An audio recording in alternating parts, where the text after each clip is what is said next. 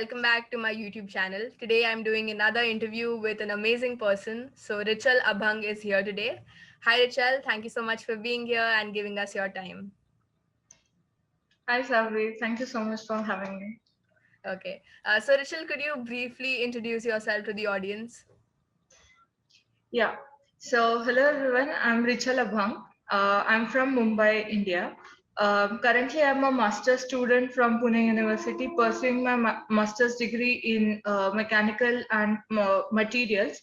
I'm also a project student at LIGO India team, basically in IUCA, which is like the acronym of IUCA is the acronym. IUCA stands for Inter-University Center for Astronomy and Astrophysics.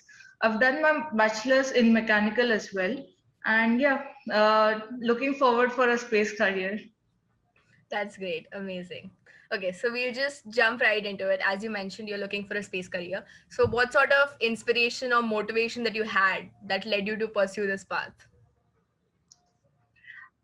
So yes, I always wanted to be I always wanted to pursue something in the space industry. And to start with, my father is an aircraft engineer working in Air India. So that's how I got fascinated with airplanes first. And then I thought, okay, it's very what do you say, difficult to get into space sector, or for that matter even in aeronautics here in India, because there are very few colleges. Yeah. So I thought of pursuing my bachelor's in mechanical engineering first, and then I thought, okay, for masters or maybe for PhD, I might get into these sectors.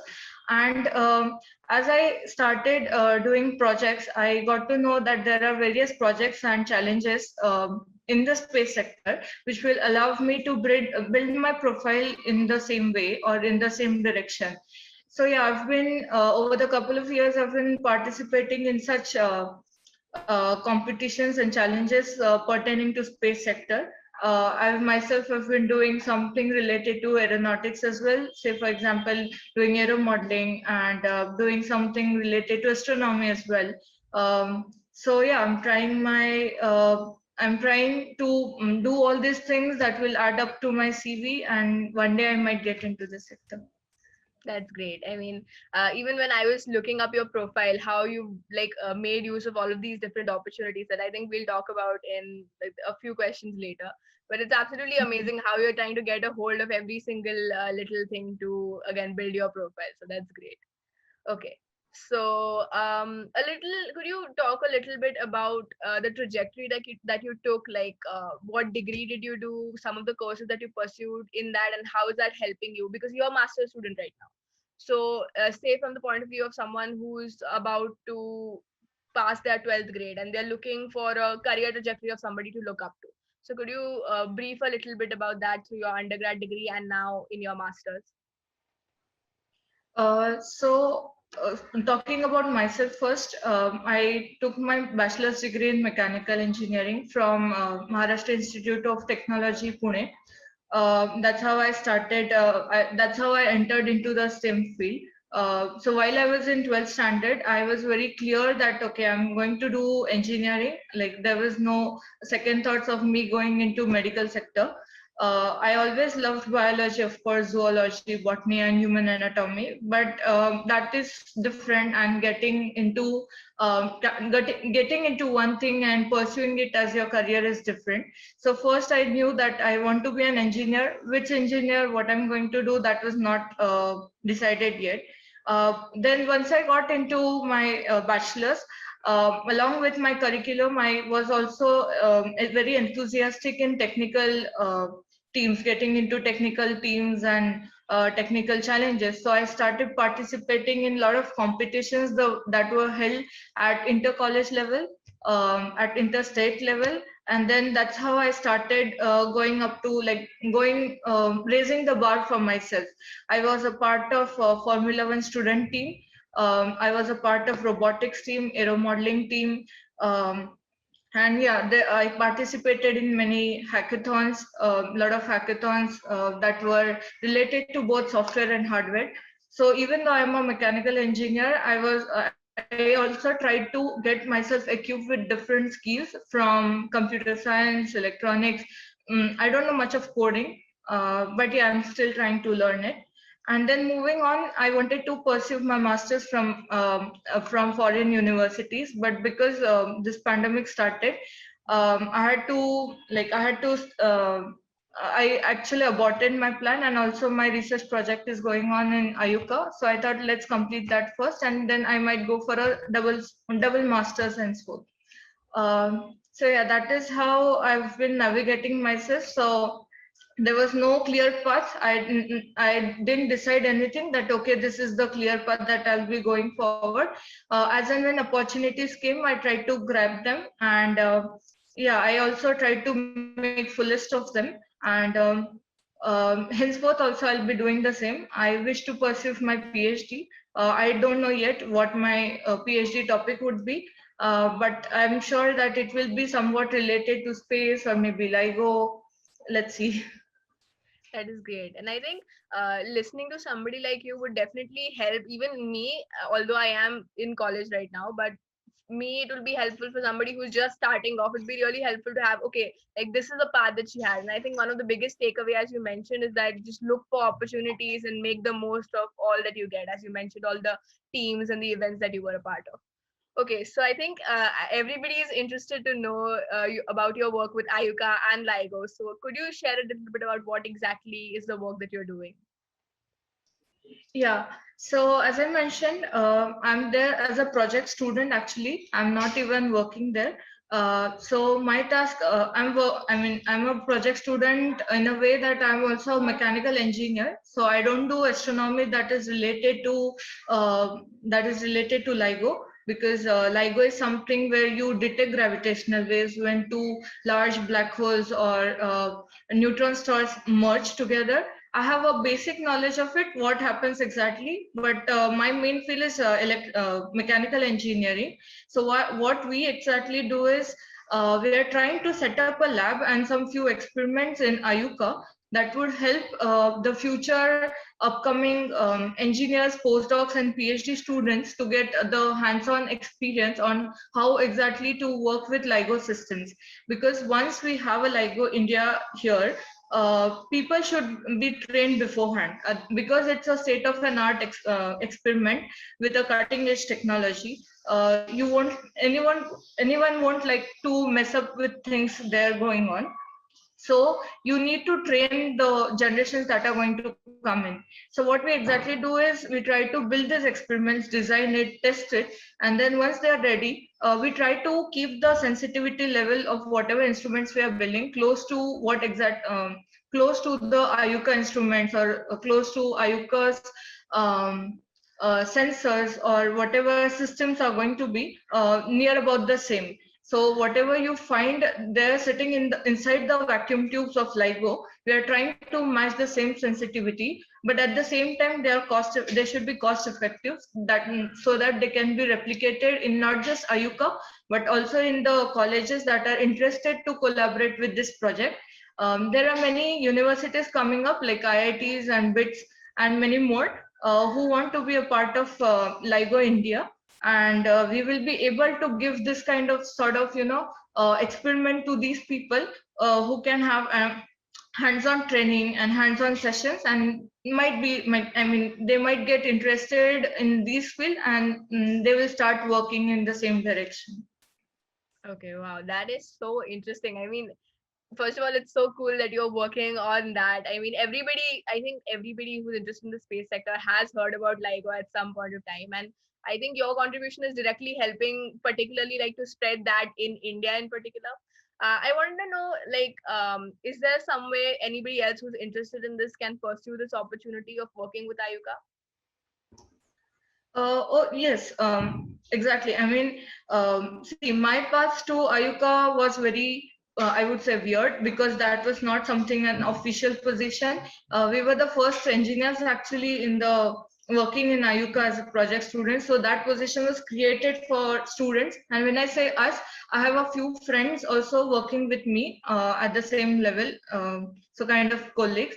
But yes, there are many opportunities to work on LIGO India project. And IUCAA is not one just institution which is going to be handling this project. There are many institutes from India. It's a collaboration. It's a huge collaboration. IUCAA, I would say, is a nodal institution where the decisions are going to be taken. But then there are many other institutes. There are IITs. Then IIA Bangalore. Then I think IPR. Yeah, there are. I mean, there is a list. If you go on LIGO IUCAA website, LIGO India IUCAA website, you will find that all the institutions are listed down there. Also TIFR.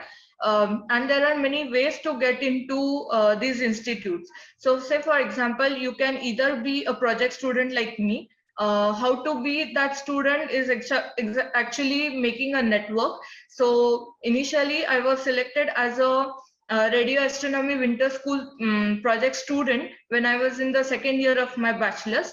And while I was in the fourth year of my bachelor's degree, that time there was a talk given by one of the IUCAA scientists.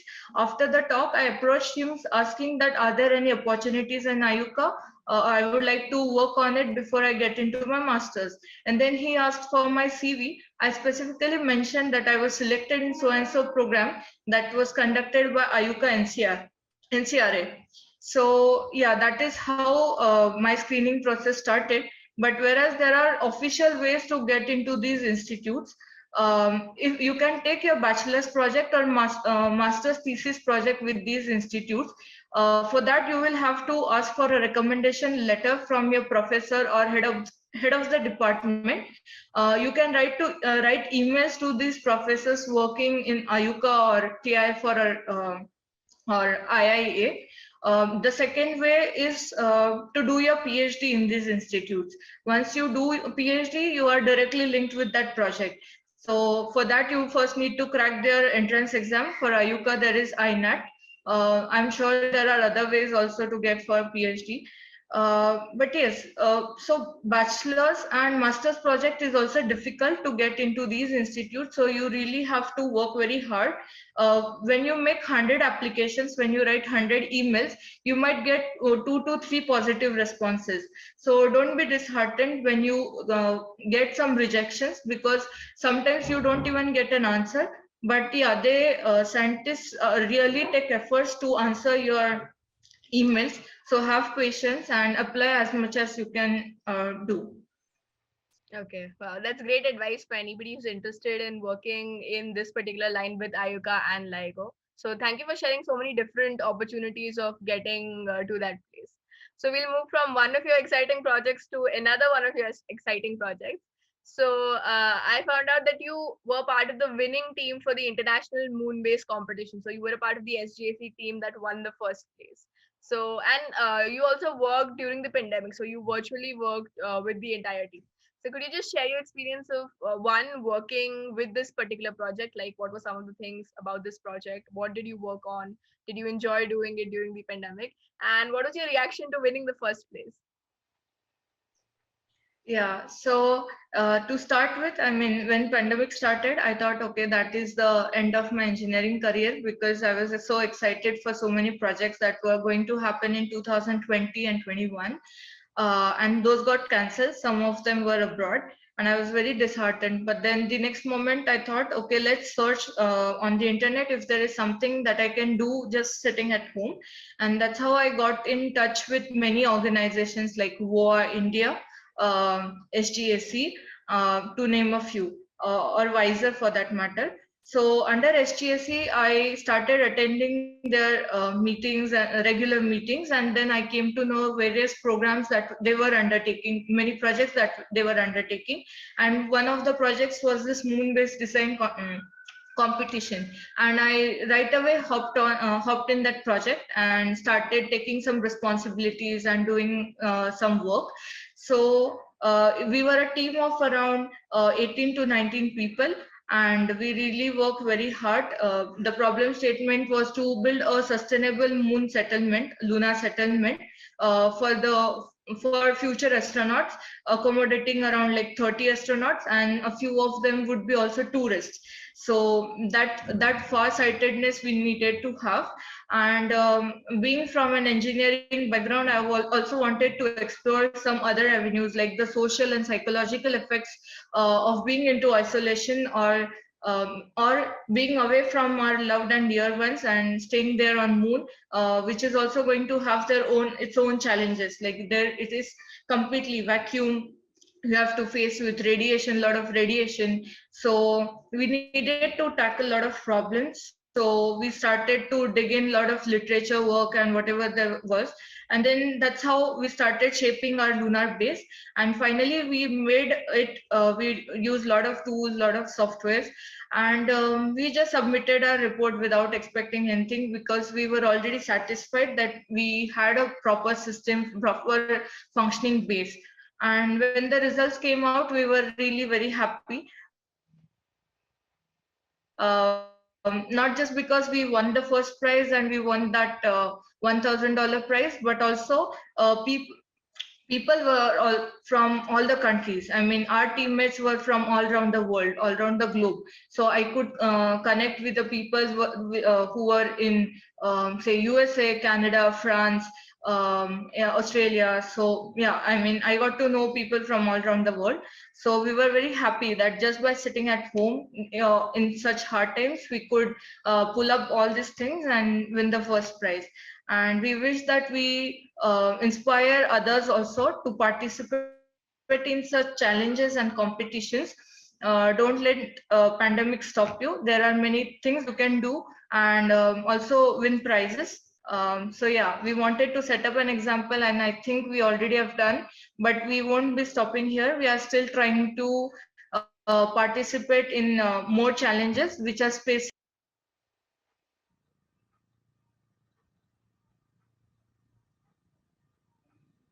That's great. Absolutely amazing. Uh, just the entire project that you worked on through the pandemic and then winning a prize for that, and collaborating with so many different people. So what I was curious to know is like, we talked about your LIGO project and we talked about this moon based project. An underlying common theme of that was that networking plays a very key role while working on projects like that, be it to get the opportunity, or even once you are a part of a project, to communicate with all of your team members and to properly ensure the execution of the project that you're doing. So do you have some networking tips that you can share with us, especially because we're in a space sector where it is not a very common career trajectory path for a lot of people, and networking can definitely help, be it in terms of looking for a mentor or somebody, just a colleague who's going through the same obstacles or problems that you're facing. So how do you network exactly? Could you share some tips about that? Yeah. So when we say networking, immediately we think of getting linked with the people that are directly related to space sector, and we try to think of big names or people that are at very good positions. But to start with, how I started my networking was during my bachelor's. I started communicating with my friends, and I started building technical teams, like people who were strong and inclined and interested in doing technical things, not just space, but also robotics and Formula One and aero modeling. Because of that, I got to know a lot of other experts, like experts from aero modeling, experts from astronomy, like amateur astronomers, and then later on astronomers as well. So how to start with networking is try to follow the people on your social media. Right, these days we have everything open to us. We have Instagram, Facebook, and LinkedIn. So uh, informally you can get connected with people through Facebook and Instagram. You can follow these people. They are also there on LinkedIn as well, or Twitter. LinkedIn is a very professional platform, so you really need to keep your LinkedIn very much updated and keep updating your skills as well. Whichever or whatever certificate you get online, or whatever skill you earn, try to put it on your LinkedIn. and also mention there that okay, I'm interested in so and so things, I want to do a project, I do want to do an internship, or I'm searching for a job. And then start following the people from that particular sector. Say for example, you want to go into space sector, but again in space sector there are going to be a lot of different avenues. So what exactly in space sector? Do you want to go in satellite building industry, or do you want to go into space exploration or rocket propulsion, or what else? Whatever. So start following these companies, like not just big companies but also startups that are around you. Start talking to people, not just from India but also from other countries. Don't be afraid and don't be shy to share your knowledge and thoughts and ideas to them, and I'm sure that they will also give you a positive response. So initially I was very shy to put up such messages, but later on I really thought that I need to do something with this, and I started putting out and showcasing whatever projects and skills that I had. Those were very naive, trust me. I didn't know anything, not even SolidWorks much better. But then they started asking me, if you're really interested, let's work together, or I'll be mentoring you. So it's very important that you get a good mentor, and you shouldn't limit yourself in getting only a mentor or two. It's always good to have 2 to 3 mentors. Your mentor could be your college professor, or anyone from your internship, from your job, or anyone of your friend, or whom you have not physically met, but you can be I mean, you can get mentorship online as well. So yeah, try to write emails, try to message on LinkedIn profile in a very professional manner first, and then get acquainted with those people, what they're working on exactly. And then yeah, just start projecting yourself and be open to whatever it is. Don't be shy. um, yeah, and also science communication may be one of the way to make to get into networking. So not many people are into science communication. So science communication really helps. If you are open enough, if you are bold enough, people will start contacting you because they know that you are really. Yeah, I can vouch for the science communication thing. Like the only way I got connected to Richel was because I also reached out to you on Instagram, by the way. So Instagram also works, guys. If you want to widen your network, and again through science communication, also I get to meet such amazing people and talk to them. So yeah, thank you. Those were really helpful tips, especially the LinkedIn part. A lot of people, myself included, have kind of confusion that how do you use LinkedIn exactly to get help, professional help that you need. All right. So the final question, I think we'll go back to some advice that you can give in general. Now, I know you've spoken one about the opportunities that you made use of and how you try to widen your skill sets as much as possible. But any last piece of advice to somebody who's interested in pursuing any sort of domain specification in the space sector in general? So to start with, there is no such degree that will give that will say that you are a space engineer. So first you need to know exactly what you're interested in. Choose any STEM branches, maybe a biology or uh, bioengineering, biotech, or physics or astronomy or mathematics. Be it be anything, but there are only key points that you need to remember. Try to participate in as many projects as you can apart from curriculum. That will really help you to build your profile. I mean, not just profile, but you will be mature enough to take your own decisions and to know what exactly you are good at. Second thing is networking, as we mentioned earlier. Third thing is try to be focused. At times there might be times when you are juggling too many things, and you might be extracted from your main focus or main target. So don't forget what you are aiming at. It's always good to be master of all the things, but also stay focused on what you are doing. And last of all, I would say, be honest to whatever you are working. Don't try to pull others instead, and don't try to compete with others. Try to compete with yourself, because nowadays there is a lot of competitions, I understand. but it's always good to work as a team. So even if you know many opportunities, don't just apply yourself, but try to share it with your friends and families and relatives as well, because it will also bring that human kindness within you, and it will try to get closer with the people, and it will help you to build the network better. So yeah, help others as well, as in when you are trying to build your profile. That's all from my side. Okay, that's great. Amazing advice. Thank you so much. I think that brings us to the end of the interview. Once again, thank you so much for sparing some time off and doing this for us. Yeah.